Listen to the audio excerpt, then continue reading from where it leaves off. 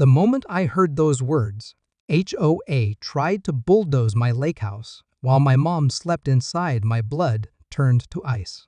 It was 6:47 a.m. when Mrs. Henderson's frantic voice cracked through my phone, and I knew this wasn't some neighborhood gossip. This was war. They're here right now. She screamed. Those bulldozers are 20 feet from your mother's bedroom window, and she's still in her nightgown. I threw on whatever clothes I could find and gunned my truck toward the lake. Every red light felt like an eternity.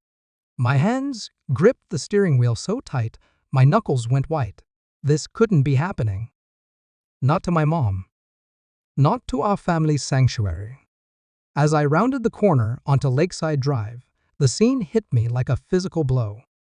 Two massive yellow bulldozers sat idling on our front lawn, their diesel engines growling like mechanical beasts. Behind them stood a convoy of HOA vehicles, and there, directing the chaos like some deranged conductor, was Richard Pemberton, the HOA president who'd made our lives hell for the past 2 years. I slammed on the brakes and jumped out before my truck had fully stopped. "What the hell do you think you're doing?" I shouted, marching straight toward Pemberton. He turned with that smug smile I'd come to despise. If it isn't the prodigal son. Just in time to watch us clean up this eyesore your family's been inflicting on our pristine community. My mother is still inside that house. Not my problem, he shrugged, clipboard clutched in his manicured hands. She had 30 days to comply with our demolition order. Time's up. I looked at our lake house, the place where I'd spent every summer as a kid, where my dad had taught me to fish from the dock, where my mom now lived alone since his passing. The morning sun reflected off the lake behind it, casting everything in golden light. It was peaceful. It was home. And this maniac wanted to destroy it while my 74-year-old mother slept inside. "You don't have the authority to demolish private property," I said, my voice steady despite the rage building inside me. Pemberton waved a stack of papers. "Oh, but we do. Emergency action, structural violations, community safety hazards. It's all here in black and white. Your little shack doesn't meet our community standards." I snatched the papers from his hands and quickly scanned them. Official letterheads, legal jargon, municipal stamps, it all looked legitimate. But something felt wrong. This was too fast, too aggressive, even for Pemberton's power-hungry standards. "Where's the city inspector's signature?" I demanded. "Right there," he pointed to a scrawled signature at the bottom. "This is dated yesterday. You can't get emergency demolition approval in 24 hours. His smile widened. Funny how things work when you know the right people. That's when I realized the depth of their corruption. This wasn't just about HOA overreach anymore. This was a coordinated attack, and they thought they held all the cards. They thought a grieving widower's son would just roll over and let them destroy his family's legacy. "Mom!" I called toward the house, where I could see her silhouette moving behind the kitchen window. She appeared at the front door, her silver hair disheveled, confusion written across her weathered face. "What's all this noise, sweetheart?" she asked, stepping onto the porch in her robe. Pemberton's voice boomed across the yard. "Ma'am, you need to evacuate immediately. This structure is being demolished for safety violations." The fear that flashed across my mother's eyes ignited something primal in me. This woman had already lost her husband of 47 years. She'd buried her parents, her siblings, and half her friends. This house wasn't just her home, it was her last connection to the life she'd built with my father. "Over my dead body," I growled, positioning myself between the bulldozers and the house. Pemberton chuckled. "Don't be dramatic. This is happening whether you like it or not. We have full legal authority." But as I stood there, watching my mother clutch her robe tighter against the morning chill, I realized something Pemberton didn't know. Something that would change everything. They had no idea who they were really dealing with. To understand why this moment felt like my entire world was crashing down, you need to know what that lake house really meant to us. It wasn't just property. It was the foundation of everything good in my life. My grandfather built that house with his own hands in 1963. I'm talking about real craftsmanship, hand-cut timber, stone foundation pulled from the lake bottom, every board measured twice and cut once. He was a master carpenter who'd survived the Depression and knew the value of building something that would last. That house was his love letter to the family he'd fought so hard to provide for. When my parents inherited it in 1985, it became our summer sanctuary. Every June through August, we'd pack up our city life and disappear into lake country. My dad would spend hours teaching me to cast from the old wooden dock, his patient voice guiding my clumsy attempts. "Fishing isn't about catching fish, son," he'd say. "It's about learning to be still with yourself." My mom would spend those summers in her element cooking massive family dinners, tending her garden, hosting cousins and neighbors for impromptu barbecues. The house was always filled with laughter, the smell of her famous blueberry pie, and the sound of my dad's terrible jokes echoing across the lake. Those were the golden years, when everything in our world felt solid and permanent. But life has a way of teaching you that nothing permanent exists except change. Dad's first heart attack hit when I was 25. Sudden, brutal, survival, uncertain. While he recovered, Mom never quite did. She started spending more time at the lake house, claiming the clean air helped her think. Really, I knew she was processing the reality that their time together was finite. After Dad's second heart attack took him 5 years later, Mom made a decision that shocked everyone. She sold their city home and moved to the lake house full-time. "This is where we were happiest," she told me through her tears. "This is where I can still feel him." I understood completely. In that house, Dad's presence lingered everywhere. His fishing rod still hung in the garage. His favorite coffee mug sat in the cabinet. His handwritten notes about dock repairs were pinned to the basement bulletin board. For Mom, leaving would have meant abandoning the man she'd loved for 47 years. But living there year-round meant dealing with the HOA. Pemberton and his cronies had taken over the Homeowners Association 3 years ago, transforming what used to be a laid-back lakeside community into their personal kingdom. They instituted architectural standards that would make a military base jealous. Mailbox height regulations, approved paint color charts, mandatory landscaping requirements, dock specifications, the works. Our house, built long before these ridiculous rules, suddenly became their target. They claimed our original cedar siding was inconsistent with community aesthetics. Our gravel driveway was substandard for property values. Our 50-year-old oak tree had unapproved branches extending beyond property lines. Every month brought new violation notices. Every board meeting became a tribunal where Pemberton would lecture Mom about community responsibility while she sat there, this tiny 74-year-old woman, just trying to live peacefully in her own home. The harassment escalated when Mom's arthritis worsened last winter. She couldn't keep up with their increasingly ridiculous demands. Snow removal within 12 hours of snowfall. Gutter cleaning every 6 weeks. Lawn mowing to exact height specifications. When she hired a local teenager to help with yard work, they fined her for unauthorized service personnel on association property. "I don't understand why they hate me so much," she confided during one of our weekly phone calls, her voice small and confused. "I've never bothered anyone. I just want to tend my garden and remember your father." That broke something inside me. This woman had raised 3 kids, taught elementary school for 30 years, volunteered at the church food bank, and loved my father through sickness and health until his dying breath. She deserved peace. She deserved dignity. She deserved to live her final years surrounded by memories instead of persecution. But Pemberton saw vulnerability and circled like a vulture. He started showing up unannounced for property inspections. He'd park his luxury SUV in our driveway and walk around with his clipboard, photographing every microscopic violation. Mom started having anxiety attacks whenever she saw his vehicle. The truth was, this wasn't really about property standards or community aesthetics. This was about power.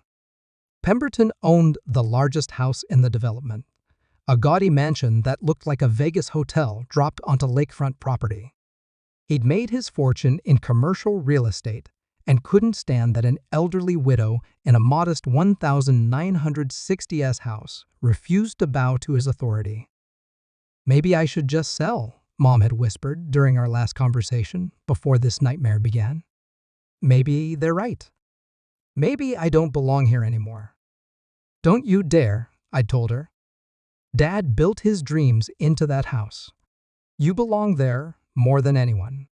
Now, standing in our front yard, watching bulldozers prepare to destroy those dreams, I understood the true stakes. This wasn't just about winning or losing against an HOA. This was about whether bullies get to crush the innocent. This was about whether money and power trump basic human decency. This was about protecting the only home my mother had left.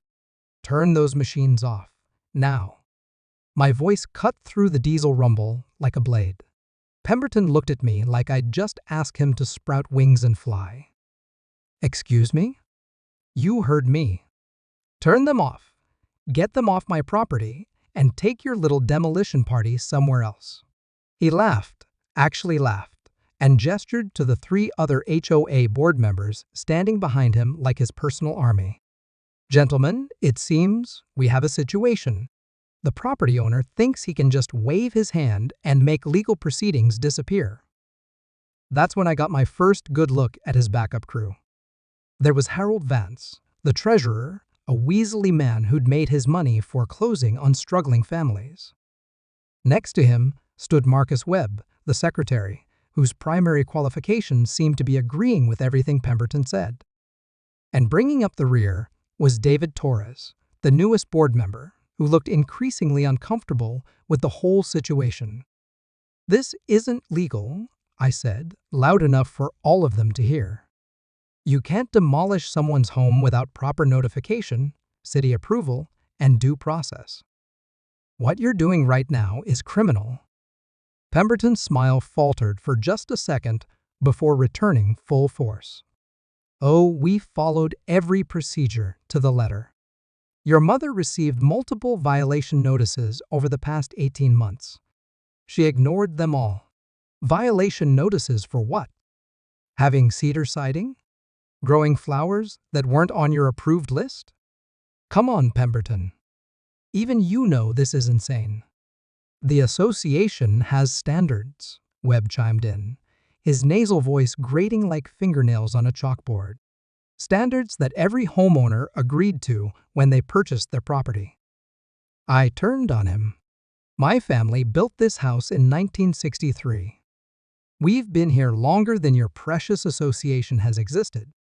We never agreed to anything." "The covenants are retroactive," Vance added smugly. "Anyone who chooses to remain in the community after new standards are implemented automatically agrees to comply. That's not how property law works, and you know it." Pemberton stepped closer, close enough that I could smell his expensive cologne mixed with the stench of his arrogance. "Here's what's going to happen. Your mother is going to gather her essentials and leave. We're going to demolish this structure for safety reasons. And if you interfere, I'll have you arrested for obstruction of justice." "On whose authority?" He pulled out his phone and waved it like a magic wand. "I have Sheriff Morrison on speed dial. One call, and you'll be explaining yourself from a jail cell while we finish our work." The threat hung in the air like smoke. These weren't just neighborhood bullies anymore. They had connections, resources, and apparently enough corruption to buy themselves a demolition order overnight. But I'd learned something important during my years working in the legal system. Bullies always overplay their hand. They get drunk on power and make mistakes. And right now, Pemberton was making a big one. "Show me the court order," I demanded. "I already showed you the paperwork." "Not HOA paperwork. The actual court order signed by a judge authorizing emergency demolition of private property." For the first time, uncertainty flickered across his face. "We don't need a court order. The association has enforcement authority under Municipal Code 47B. Municipal Code 47B covers landscape violations and parking infractions. It doesn't authorize property destruction." I'd done my homework during the long months of their harassment campaign. "Where's your court order, Pemberton?" The silence stretched between us like a taut wire. Behind him, I could see Vance and Webb exchanging nervous glances. Torres had started backing away from the group entirely. "We have emergency authority," Pemberton repeated, but his voice had lost its earlier confidence. "From who?" "Show me the judge's signature. Show me the municipal approval. Show me one piece of legitimate legal documentation that gives you the right to destroy my family's home." That's when his mask finally slipped. The polished businessman facade cracked, revealing the petty tyrant underneath. "I don't need to show you anything. This community has standards, and your family's little hovel is bringing down everyone's property values. We're doing what needs to be done. So you admit you don't have legal authority." "I have all the authority I need." His voice rose to a near shout. "I'm the president of this association. I decide what happens in this community." "Actually, you don't." I pulled out my own phone and started recording. "You just admitted on camera that you're attempting to demolish private property without legal authority. That's called destruction of property, harassment, and probably about 6 other felonies." The bulldozer operators, who had been listening to this entire exchange, suddenly looked a lot less confident about their morning's work. One of them climbed down from his machine and approached Pemberton. "Hey, boss," he said quietly, "if there's no court order, we can't do this job. My company could lose its license." Pemberton whirled on him. "You work for me. I'm paying you to level this structure. Not without proper documentation, we're not." The operator started walking back toward his bulldozer. "Sorry, folks, but we're not destroying anyone's house without seeing a judge's signature." "Get back here!" Pemberton screamed, but the second operator was already starting his engine to leave. Within minutes, both bulldozers were rumbling down our driveway and disappearing around the corner. The sudden silence was deafening. Pemberton stood there, his face red with rage, his carefully orchestrated demolition falling apart before his eyes. His board members looked like they wanted to melt into the ground. And my mother, still standing on the porch in her robe, finally spoke up. "Would anyone like some coffee?" she asked, her voice sweet as honey. I just made a fresh pot. The absurdity of the moment wasn't lost on anyone. Here was this gentle woman, offering refreshments to the people who just tried to destroy her home. Pemberton snatched his clipboard and papers, his composure completely shattered. "This isn't over," he snarled. "Not by a long shot. We'll get our court order. We'll get proper documentation. And then we'll be back to finish what we started." "I'm counting on it," I replied calmly, still recording. "Because next time, I'll be ready for you." He stormed toward his SUV, his entourage trailing behind like defeated soldiers. As they drove away, I could hear him screaming at someone over his phone, probably trying to figure out how to salvage his failed power play. But I knew this was just the beginning. Men like Pemberton don't retreat, they regroup.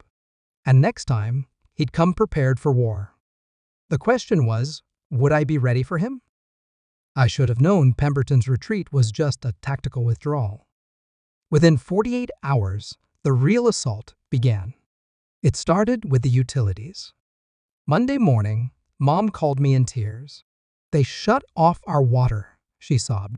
The utility company said there was an emergency safety concern filed by the Homeowners Association. I drove straight to the water department, armed with our payment receipts and property deed. The clerk, a sympathetic woman in her 50s, shook her head as she pulled up the account. "I'm sorry, but we had to comply with the emergency order." Association president claimed there was a sewage leak contaminating the lake. "There's no sewage leak. Our septic system was inspected 6 months ago." "I believe you, honey, but my hands are tied until the association withdraws the complaint or a judge overrules it." Same story at the electric company. Same story with the gas company. By Tuesday afternoon, Mom was living without power, water, or heat. All because Pemberton had made a few phone calls and filed false emergency reports. "This is harassment," I told the police when I filed my complaint. Officer Matthews, a decent guy I'd known since high school, looked genuinely apologetic.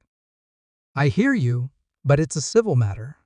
HOA disputes fall under property law, not criminal law. You need to take this to court." They're trying to force an elderly woman out of her home by cutting off basic utilities. Then get a lawyer and file for an injunction.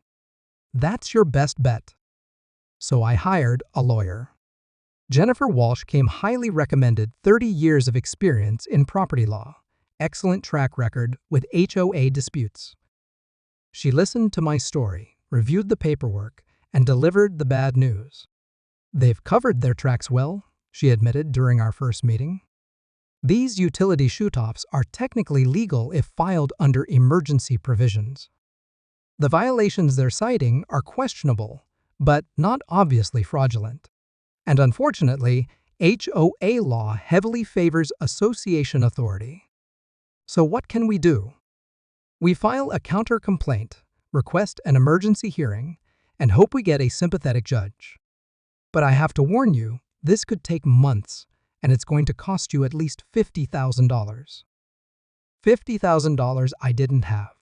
Mom lived on Social Security and Dad's small pension. I was doing okay as a contractor, but not fight a legal war, okay? Meanwhile, Mom was sleeping in her cold house, using bottled water and eating food that didn't require cooking. But Pemberton wasn't finished. Wednesday brought the code enforcement officers. 2 men in official-looking uniforms knocked on Mom's door with clipboards and cameras. They claimed they were conducting a comprehensive safety inspection of our substandard structure. I arrived just as they were measuring the distance between our porch steps, claiming they weren't up to current building codes. "This house was built in 1963, I protested. "It was grandfathered in decades ago. New safety standards supersede grandfathered status," one of them replied without looking up from his measuring tape. "We've documented 17 code violations just on the exterior." 17 violations. On a house that had passed every inspection for 60 years. That evening, I researched the code enforcement company. Turns out, it was a private firm that specialized in association compliance services. Translation: they were hired guns who would find violations wherever their clients wanted them found. Thursday brought the lawyers. Not one, but 3 attorneys showed up at Mom's door with a cease and desist order demanding she immediately discontinue all activities that violate community standards. The list was insane: hanging laundry on the clothesline, parking her 20-year-old Honda in the driveway instead of the garage, and I kid you not, allowing unauthorized bird feeding that attracts non-native wildlife. Mom had been putting out a small bird feeder for 30 years. Suddenly, it was an environmental hazard. By Friday, I was ready to explode. Every legal avenue seemed blocked. Every reasonable conversation turned into bureaucratic nonsense.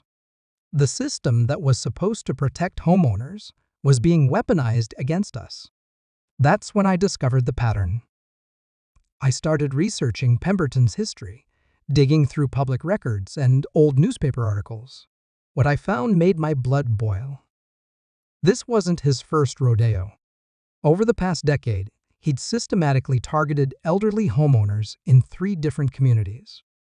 His method was always the same: take over the HOA board, implement impossible standards, harass non-compliant residents until they sold their properties for below-market prices, then have his development company buy the land cheap and build luxury homes. The Hendersons had been his first victims in our community. They'd sold their lakefront cottage for half its value rather than fight his harassment campaign. The Kowalskis followed 6 months later. Then the Martinez family. All elderly, all on fixed incomes, all bullied out of homes they lived in for decades. I found court records showing similar patterns in his previous communities. Dozens of families forced out, hundreds of thousands in legal fees, millions in property transferred to his development partners. The man was running a sophisticated real estate scam, using HOA authority as his weapon. But every time someone tried to fight him, the same thing happened. Endless legal battles, mounting costs, utilities shut off, daily harassment, until the victims gave up and moved away. The few who'd tried to expose him had been buried under lawsuits and court injunctions. This wasn't just about our house anymore. This was about stopping a predator who'd made a career out of destroying families. The worst part was discovering how deep his connections ran. Sheriff Morrison wasn't just on speed dial, his brother-in-law was Pemberton's business partner. The building inspector who'd signed off on our violations had received a $20,000 consulting fee from Pemberton's company last year. Even the judge who'd be hearing our case was a member at the same country club where Pemberton hosted charity fundraisers. I was one person with limited resources, fighting an entire network of corruption. The legal system I'd hoped would protect us was rigged against us from the start. That Friday night, sitting in Mom's cold, dark house, I felt more defeated than I'd ever felt in my life. She was wrapped in blankets, eating a peanut butter sandwich by candlelight, and she looked so small and fragile that it broke my heart. "Maybe they're right," she whispered. "Maybe I should just sell and move somewhere easier." "Don't you dare give up," I told her, but even I wasn't sure we had any fight left. That's when my phone rang. The caller ID showed a number I hadn't seen in 20 years, but I recognized it instantly. My hands actually shook as I answered. "Hello? Is this about ready to get interesting?" asked a familiar voice from my past. Everything was about to change. Sarah. I could barely breathe her name. The one and only. Sarah Chen's voice carried the same confident warmth I remembered from college, but with an edge that spoke of hard-won authority. "I heard through the grapevine that you're having some trouble with local government corruption." Sarah Chen. My study partner, my debate teammate, my closest friend through 4 years of pre-law. The brilliant woman who'd graduated valedictorian while I barely scraped by. The same Sarah who'd gone on to Harvard Law while I dropped out to help Dad with his construction business. "How did you hear about this?" Word travels fast in legal circles, especially when someone's filing false emergency orders and bribing utility companies. Plus, your lawyer Jennifer Walsh is an old friend. She mentioned your case during a conference call yesterday. I looked around Mom's dark house, reality hitting me like a freight train. "Sarah, please tell me you're not just calling to offer sympathy." She laughed, and suddenly I was transported back to our college library, staying up until 3 a.m. preparing for mock trials. "Sympathy? I'm calling because I've spent the last 15 years building a career specifically to handle cases like this. I'm a federal prosecutor now, specializing in corruption and racketeering. And from what Jennifer told me, your Mr. Pemberton has just handed me the case of a lifetime." Federal prosecutor? My heart started racing. Based in Chicago, but I have jurisdiction anywhere public corruption crosses state lines or involves federal programs. Which, if I'm right about your HOA president, It definitely does. She explained what I'd been too overwhelmed to see. Pemberton's operation wasn't just local corruption, it was an interstate criminal enterprise. His development company had partners in 4 states. His fake inspections involved forged federal certification documents. His utility shutoffs violated multiple federal housing protection laws. The beauty of cases like this, Sarah continued, is that federal charges bypass all the local corruption. It doesn't matter if Pemberton owns the sheriff, the building inspector, and half the county council. Federal court operates under different rules.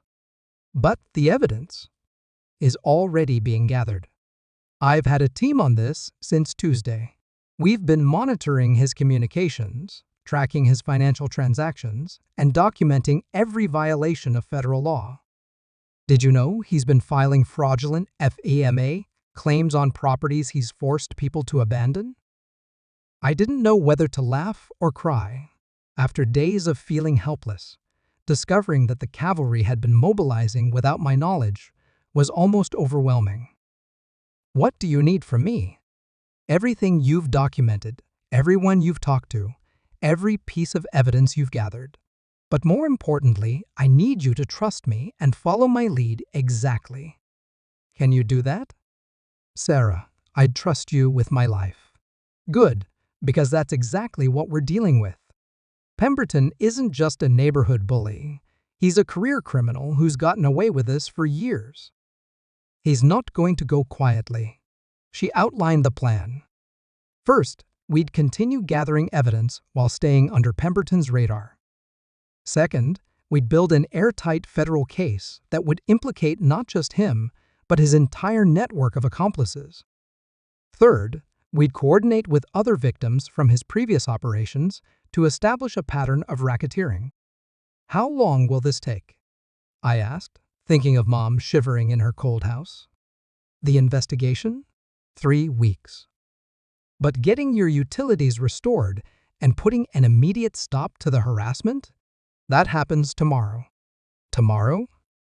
I'm driving down tonight with a federal court injunction that will make Pemberton's head spin. By noon tomorrow, your mom will have power, water, and legal protection. By next week, Pemberton will be too busy with federal investigators to bother anyone. The relief was so intense, I actually got dizzy. Sarah, I can't even begin to thank you. Don't thank me yet. Thank me after we put these criminals in prison where they belong. The next morning, I watched from Mom's kitchen window as a convoy of black SUVs pulled into our driveway. Sarah emerged from the lead vehicle, looking every inch the federal prosecutor sharp suit, confident stride, briefcase full of legal documents that would change everything.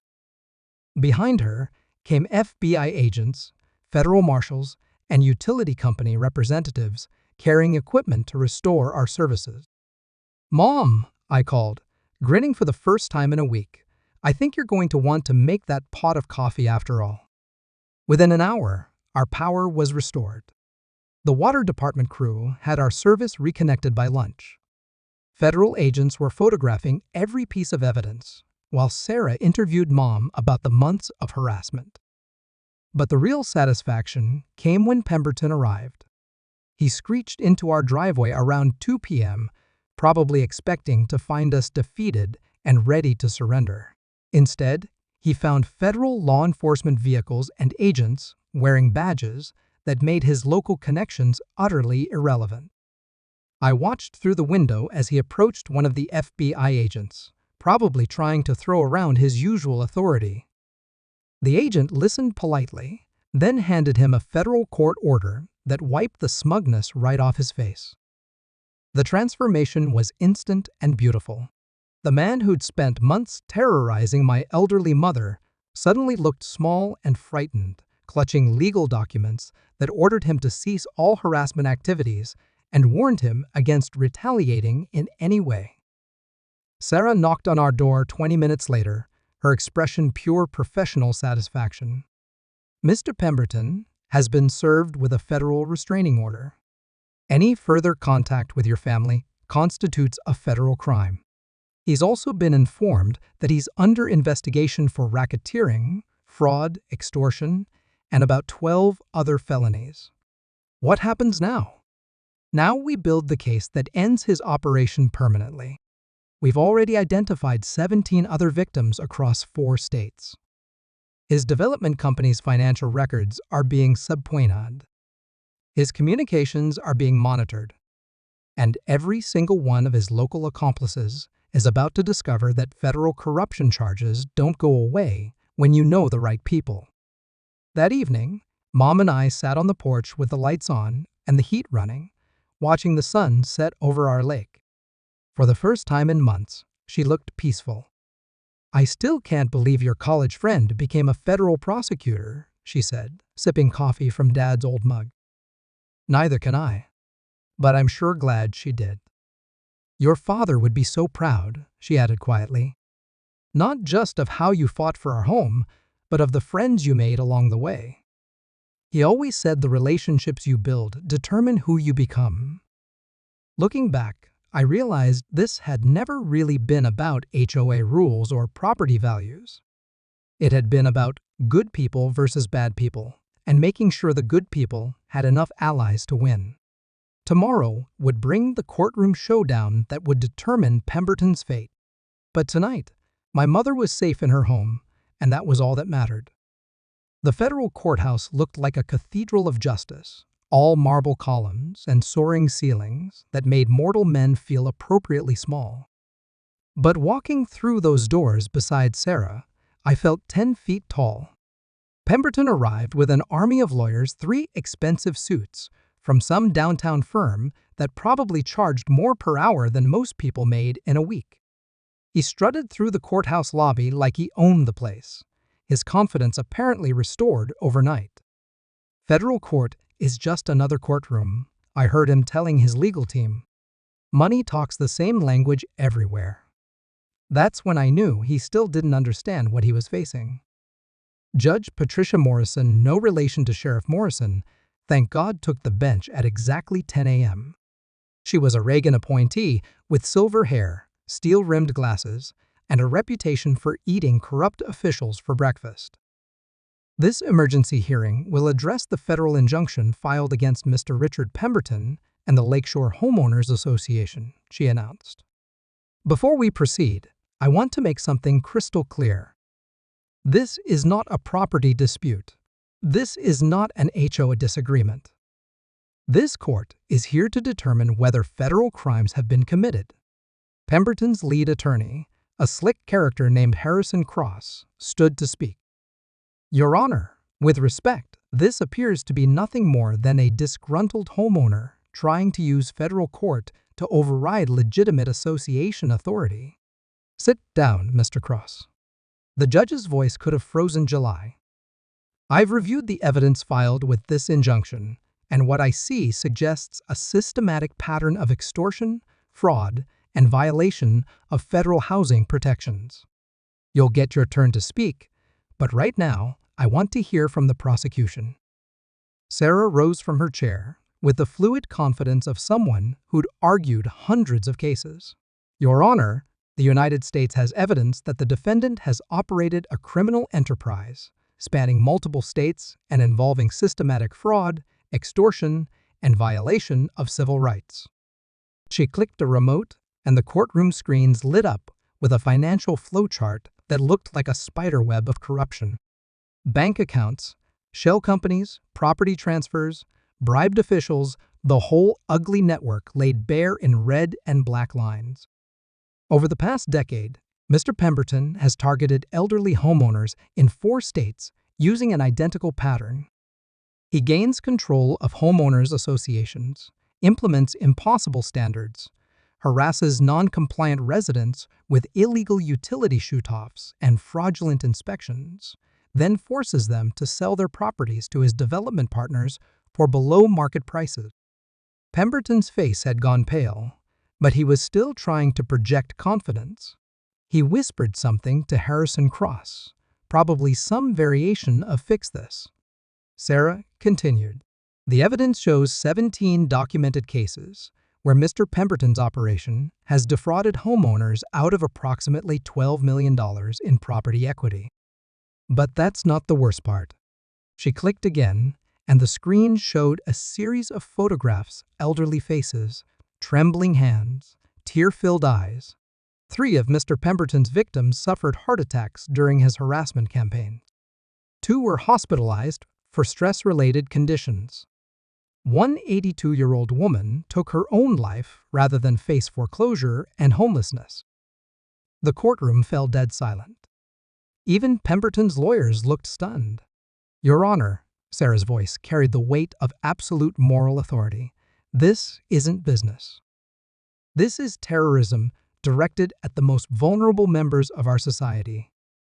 Judge Morrison looked like she was ready to throw Pemberton in jail immediately. "Mr. Cross, I sincerely hope you have something better than legitimate association authorities to explain this evidence." Cross stood up, clearly rattled. "Your Honor, we dispute the characterization of these activities as criminal. Mr. Pemberton was simply enforcing community standards as authorized by forged documents?" Sarah interrupted, pulling out a thick folder. "We have evidence that Mr. Pemberton's company created fraudulent city inspection reports, bribed utility officials to shut off services, and fabricated emergency safety violations. These aren't community standards, Your Honor. These are felonies." That's when Pemberton made his fatal mistake. He stood up, ignoring his lawyer's attempts to pull him back down, and addressed the judge directly. "This is ridiculous," he shouted. "I'm a respected businessman. I have donated thousands to charity. I know senators and governors. You can't treat me like some common criminal." Judge Morrison removed her glasses and fixed him with a stare that could have melted steel. "Mr. Pemberton, you just made several critical errors. First, you spoke out of turn in my courtroom. Second, you attempted to intimidate a federal judge by name-dropping political connections. And third, you've demonstrated exactly the kind of arrogance that suggests these charges are completely accurate." Pemberton realized his mistake too late.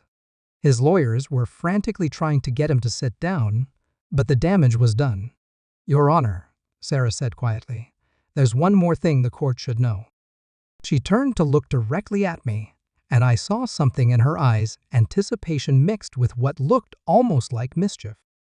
"The property Mr. Pemberton attempted to illegally demolish belongs to the family of someone this court knows quite well." My heart started pounding. What was she talking about?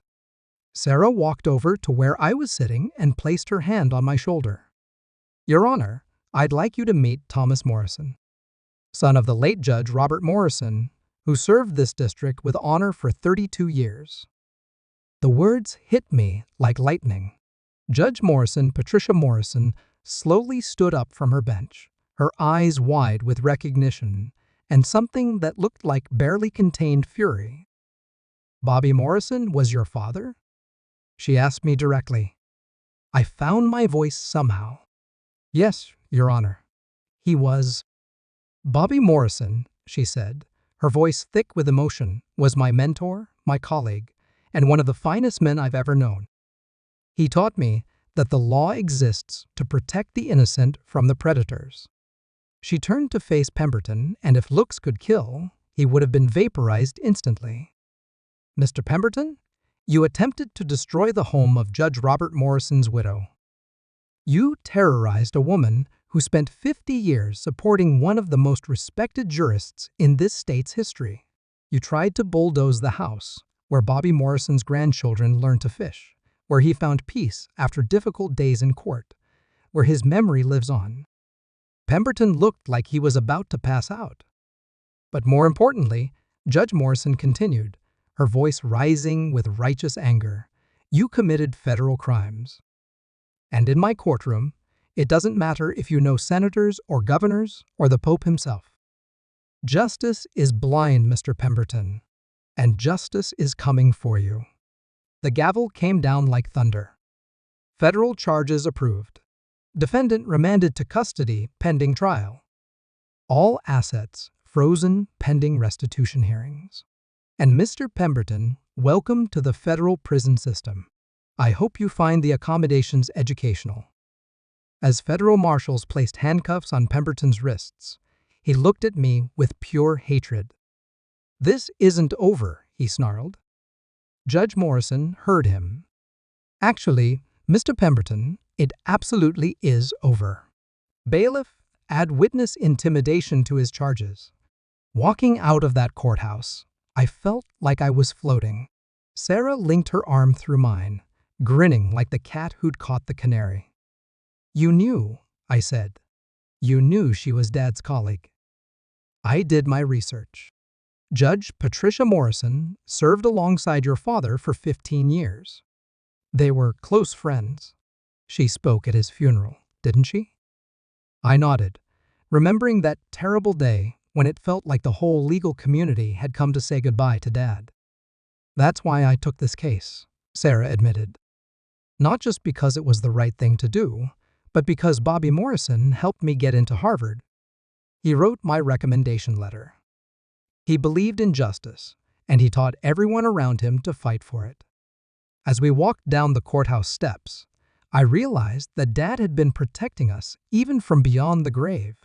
The relationships he'd built, the respect he'd earned, the principles he'd lived by, they'd all come together at exactly the moment we needed them most. Pemberton had picked the wrong family to terrorize.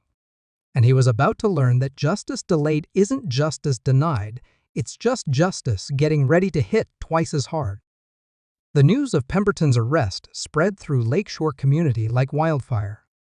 By the time I got home that evening, my phone was buzzing nonstop with calls from neighbors I hadn't heard from in months. "Is it true? Did they really arrest Richard?"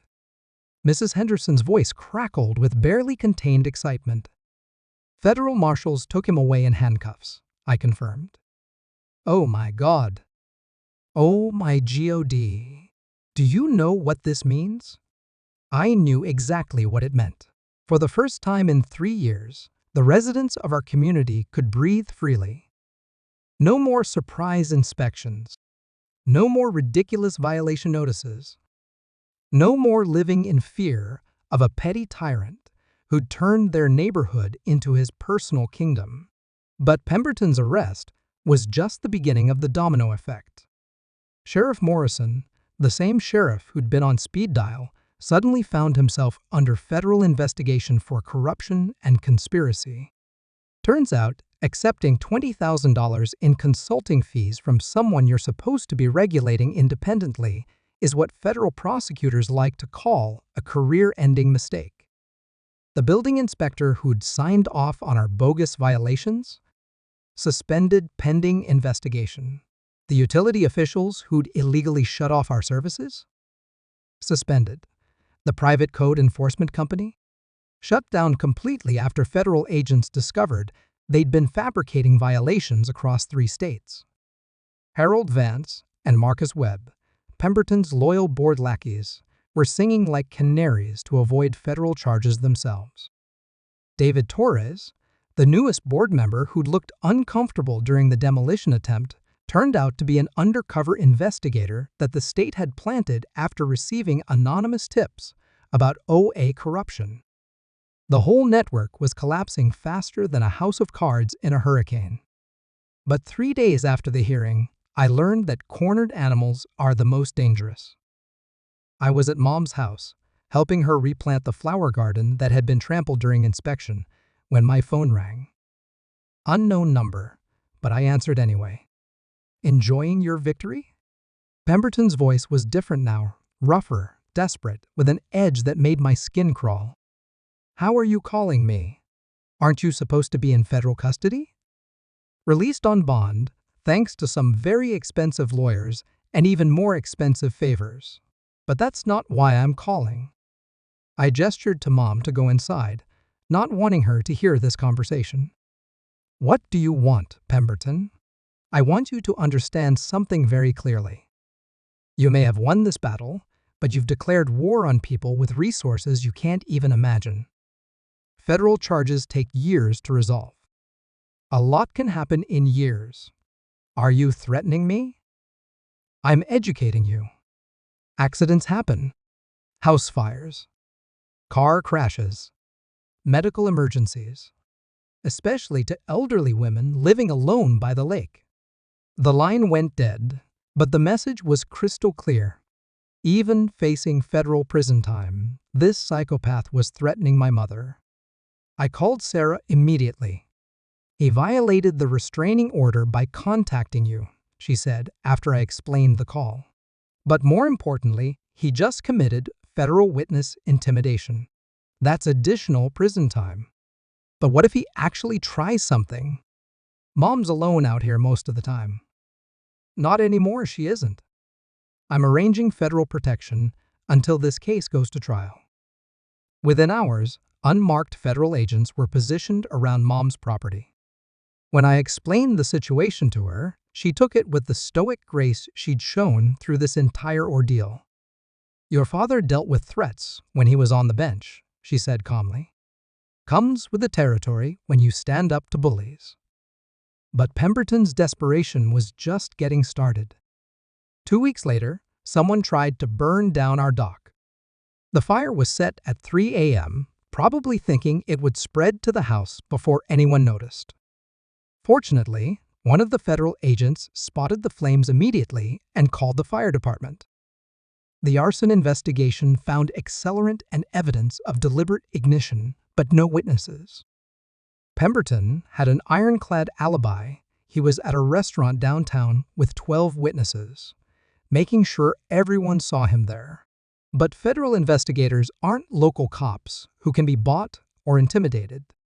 Within days, they traced the arsonist to a paroled felon who'd received a mysterious $10,000 payment the day before the fire. When faced with a choice between protecting Pemberton and avoiding a life sentence for federal arson charges, the hired criminal made the smart choice. He gave up everything. The payment, the instructions, the promise of more money if he made the fire look like an accident. Most importantly, he gave them recordings of his conversations with Pemberton. Your client is looking at additional charges of witness intimidation, conspiracy to commit arson, and attempted murder, Sarah informed Harrison Cross during what would be their final conversation. The federal prosecutor's office is no longer interested in plea bargaining. Mr. Pemberton will stand trial for all charges, and we will seek the maximum penalty. That's when Pemberton's expensive lawyers abandoned ship. Turns out even high-priced attorneys don't want to represent clients who are caught on tape ordering arson attacks. The final blow came when the other victims from Pemberton's previous operations started coming forward. 17 families across 4 states, all with identical stories of harassment, intimidation, and financial fraud. The federal case transformed from a single incident into a massive racketeering prosecution that would put Pemberton away for decades. His development company collapsed overnight as investors fled and business partners severed ties. His luxury mansion went into foreclosure. His country club membership was revoked. The man who'd spent years terrorizing vulnerable families found himself broke, friendless, and facing life in federal prison. But the sweetest justice came from an unexpected source. The day before his trial was scheduled to begin, I received a call from David Torres, the undercover investigator who'd posed as a board member. Thought you'd want to know, he said, clearly enjoying himself. Pemberton's been trying to reach out to other inmates, looking for protection once he gets to federal prison. And? Turns out 3 of the guys he's been talking to are serving time for elder abuse and fraud. When they found out what he did to your mother and all those other families, let's just say they weren't very sympathetic. What are you telling me? I'm telling you that Richard Pemberton is about to discover that criminals have their own code of justice. And terrorizing elderly people ranks pretty low on their list of acceptable behaviors. Even in federal prison, Pemberton was going to be an outcast among outcasts. Looking back at those weeks between his arrest and trial, I realized that Pemberton's biggest mistake wasn't underestimating the legal system or picking the wrong family to terrorize. His biggest mistake was believing that power and money could protect him from the consequences of his actions indefinitely. But eventually, everyone runs out of favors to call in. Eventually, even the most corrupt networks crumble under the weight of their own greed. And eventually, bullies discover that the people they've been picking on aren't as helpless as they seemed. Pemberton had built his empire on the suffering of others. When that empire fell, it took him down with it. And frankly, he deserved every second of what was coming next.